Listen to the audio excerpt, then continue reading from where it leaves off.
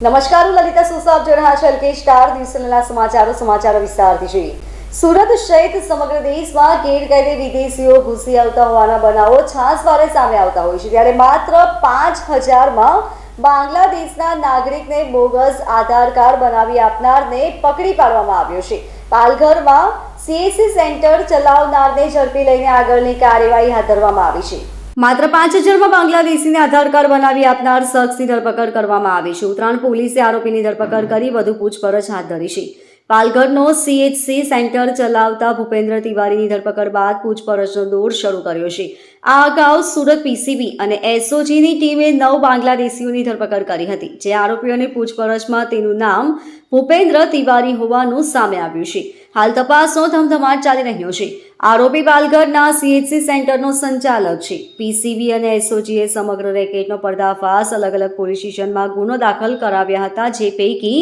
Uttarayan police મથકમાં દાખલ થયેલા ગુનામાં આરોપીની ધરપકડ કરવામાં આવી છે.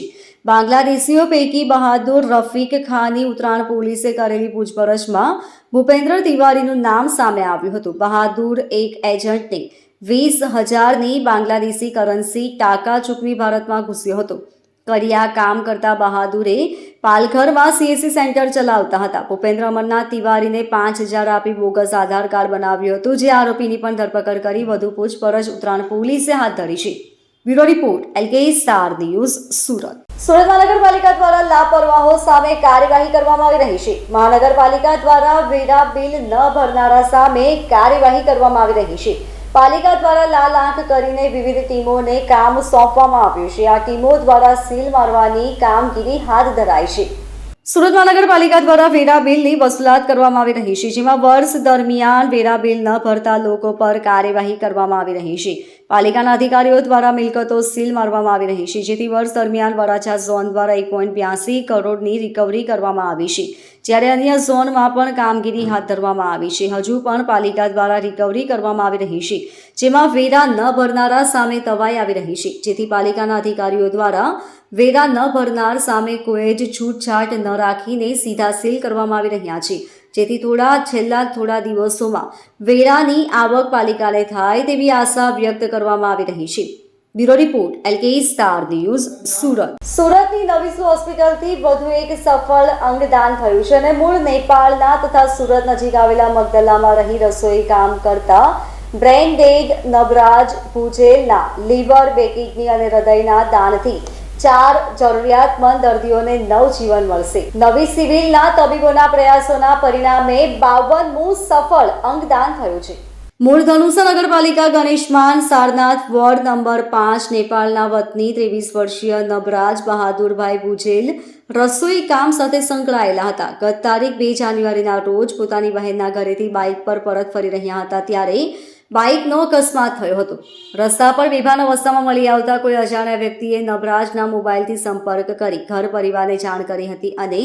108 ઇમરજન્સી સેવાનો સંપર્ક કરી નવી હોસ્પિટલમાં તારીખ 2 જાન્યુઆરીએ રાત્રે નવી હોસ્પિટલમાં સારવાર અર્થે દાખલ કર્યા હતા, જ્યાં માથામાં ગંભીર ઈજા અને હેમરેજનું નિદાન થતાં સિવિલના આઈસીયુમાં શિફ્ટ કરાયા હતા. સઘન સારવાર બાદ તારીખ 4 રાત્રે 9:49 ડોક્ટર જય પટેલ તથા ડોક્ટર હરીન મોદી, ડોક્ટર નિલેશ કાછડિયા અને આરએમઓ ડોક્ટર કેતન નાયકે બ્રેન્ડેડ જાહેર કર્યા હતા. નેપાળી પરિવારના સભ્યોને સોટોની ટીમના ડોક્ટર નિલેશ કાછડિયા, ડોક્ટર કેતન નાયક, ગુજરાત નર્સિંગ કાઉન્સિલના ઇકબાલ કડીવાલા, કાઉન્સિલર નિર્મલા કાથુડે અંગદાનનું મહત્વ સમજાવ્યું. બ્રેન્ડેડ નબરાજના પરિવારે દુઃખની ઘડીમાં પણ અંગદાન માટે તત્પરતા દાખવી હતી. મગદલાના ભાટિયા ફાર્મમાં રહેતા તેમના પત્ની ભગવતીબેન સહિત પરિવારે સંમતિ આપતા તારીખ 5મીએ બ્રેન્ડેડના કિડની અને લીવરને અમદાવાદની કેડી હોસ્પિટલ ખાતે તથા હૃદય સિમ્સ હોસ્પિટલ અમદાવાદ ખાતે લઈ જવામાં આવ્યા હતા. સિવિલના મેડિકલ સુપ્રિન્ટેન્ડન્ટ ડોક્ટર ગણેશ ગોવેકરના માર્ગદર્શન હેઠળ તબીબી અને નર્સિંગ સ્ટાફ, એનેસ્થેસિયા વિભાગના વડા ડોક્ટર નીતા કવિશ્વરના માર્ગદર્શનમાં એનેસ્થેસિયાના ડોક્ટર્સની ટીમ, સિક્યુરિટીની સ્ટાફ, સફાઈ કર્મચારીઓ તેમજ જાગૃત સ્વયંસેવકોએ અંગદાનમાં જહેમત ઉઠાવી હતી. નવી હોસ્પિટલ તંત્રના સફળ પ્રયાસોના પરિણામે આજે વધુ એક અંગદાન સાથે 52મું સફળ અંગદાન થયું છે. Bureau report LK star news Surat Surat સહિત સમગ્ર રાજ્ય અને દેશમાં રોજે રોજ હાર્ટ એટેકથી મોતના બનાવો સામે આવી રહ્યા છે ત્યારે સુરતમાં વધુ એક યુવકનું મોત નીપજ્યું છે 28 વર્ષીય યુવકને અચાનક છાતીમાં દુખાવો પડ્યા બાદ હોસ્પિટલ લઈ જવામાં આવી રહ્યો હતો જો કે તબીબી સારવાર મળે તે પહેલા જ તેનું મોત નીપજ્યું હતું યુવકના મોતને લઈ પરિવારમાં શોકનું મોજું ફરી વળ્યું હતું પાંડેસરામાં 28 વર્ષીય યુવકનું હાર્ટ એટેકથી મોત નીપજ્યું હતું વડોદ ગામમાં રહેતા રવિ મોહનને છાતીમાં દુખાવો થયો હતો સારવાર અર્થે સિવિલ હોસ્પિટલ લઈ ગયા હતા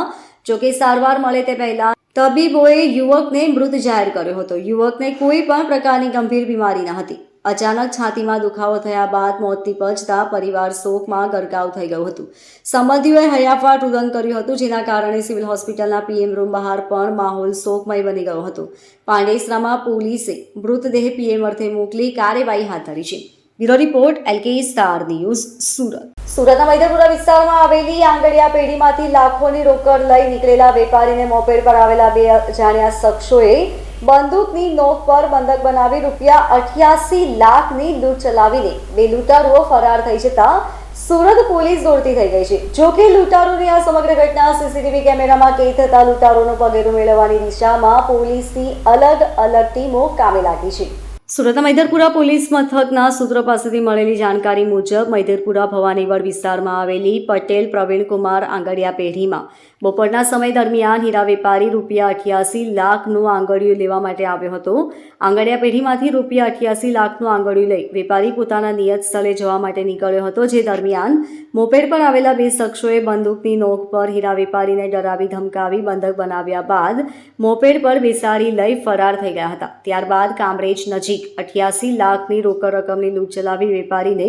અધ રસ્તા વચ્ચે મૂકી ભાગી છૂટ્યા હતા ઘટના અંગેની જાણકારી મળતા જિલ્લા પોલીસ અને સુરત પોલીસ દોડતી થઈ ગઈ હતી સુરતના મૈદરપુરા ખાતે આવેલી આંગડિયા પેઢી પર Maidarpura police Surat crime branch SOG અને PCBનો સ્ટાફ તાત્કાલિક ઘટના સ્થળે દોડી આવ્યો હતો પોલીસ દ્વારા આંગડિયા પેઢી અને તેની આસપાસ આવેલા CCTV ફૂટેજના આધારે તપાસ શરૂ કરવામાં આવી હતી જ્યારે લૂંટારુઓનું પગેરું મેળવવા અલગ અલગ ટીમો કામે લગાવવામાં આવી હતી મૈદરપુરા વિસ્તારમાં થોડા દિવસે બનેલી આ ઘટનાને લઈ સમગ્ર પંથકમાં ભારે ચકચાર મચી ગઈ હતી જે હાલ તો વેપારીની ફરિયાદના આધારે મૈદરપુરા પોલીસે વધુ તપાસ હાથ ધરી છે જોકે આ સમગ્ર ઘટના અંગે પોલીસે શંકા કુશંકાઓ વ્યક્ત કરી છે જ્યાં અન્ય કોઈ વ્યક્તિ દ્વારા લૂંટ માટેની ટીપ આપી હોવાની પણ શક્યતા રહેલી છે bureau report LK star news સુરતમાં છેતરપિંડીના બનાવો સતત સામે આવતા રહે છે ત્યારે ઉમરા પોલીસ મથક વિસ્તારમાં ખેડૂતને ગઠિયો ભેટી ગયો હતો 500ની નોટ ગણવાના બહાને 31 નોટ એટલે કે 15,500 રૂપિયા તફડાવી ગયો હતો આ અંગે ખેડૂતને ખબર પડતા તેમણે CCTVના આધારે પોલીસમાં ફરિયાદ નોંધાવી હતી ઉમરા પોલીસ મથક વિસ્તારમાં રૂપિયા 500ની નોટ ગણવાના બહાને ગઠિયો 31 નોટ તફડાવી ગયો હતો ખેડૂતને બેંકમાં ભેટી ગયેલો ગઠિયો 500ની નોટનું બંડલ ગણવાના બહાને રફુ ચક્કર થઈ ગયો હતો મગદલા રોડ પર બ્રેડ લાઇનર સર્કલ પાસે સમગ્ર ઘટના બની હતી ખેડૂત બપોરના સમયે બેંક ઓફ બરોડાની અથવા ગેટ શાખામાં રૂપિયા ઉપાડવા ગયા હતા સેલ્ફનો ચેક ભરી 1,50,000 કેશ કાઉન્ટર ખાતે લઈ જઈ વિડ્રોલ કર્યા હતા જ્યાં 500ના દરના 3 નોટોના બંડલ તેમણે ત્યાં જ ચેક કર્યા હતા બંડલ ખિસ્સામાં મૂકતી વેળાએ અજાણ્યો ગઠિયો ત્યાં આવી ચડ્યો હતો